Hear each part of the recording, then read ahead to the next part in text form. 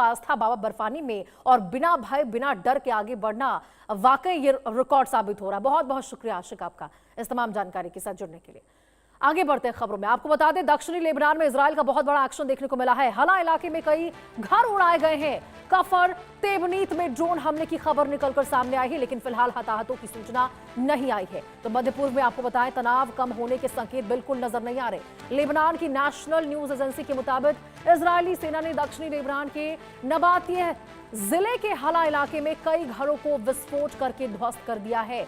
Report में यह भी दावा किया गया है कि नबातिह जिले के ही कफर तेबनीत इलाके में इजराइल ने ड्रोन हमला किया। फिलहाल इन घटनाओं में किसी के हताहत होने की आधिकारिक सूचना सामने नहीं आई है। हालांकि देखिए, इन हमलों के बाद सीमा से क्षेत्र में तनाव और भी ज्यादा बढ़ गया है। इजराइल की ओर से इस कार्रवाई पर तत्काल कोई आधिकारिक बयान सामने नहीं आया है, लेकिन देखिए इजराइल भी पलटवार करता हुआ लगातार लेबनान पर नजर आ रहा है। और जो इजराइल की ओर से कहा गया था कि यदि परिस्थितियां अनुकूल नहीं रही तो हमले लगातार जारी रहेंगे, और एक बार फिर से देखिए इजराइल किस प्रकार से दक्षिणी लेबनान में इजराइल का बहुत बड़ा एक्शन देखने को मिला है। ड्रोन हमले किए गए हैं इजराइल की ओर से।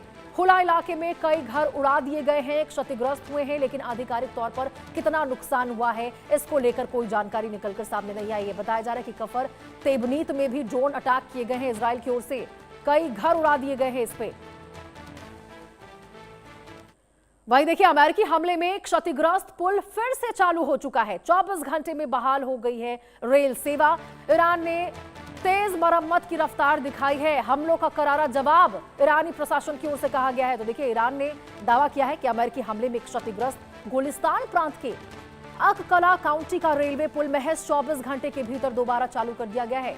ईरान की सरकारी मीडिया के मुताबिक गोलिस्तान के गवर्नर अली असगर तहमासबी ने कहा है कि रिकॉर्ड समय में पुल को बहाल करना दुश्मनों की धमकियों और हमलों का व्यवहारिक जवाब है। प्रशासन का कहना है कि रेल यातायात फिर से समान हो गया है। हालांकि अमेरिकी हमले से हुए नुकसान और पुल की बहाली से जुड़े इन दावों की स्वतंत्र पुष्टि फिलहाल नहीं हुई है। लेकिन देखिए, ये एक जवाब है।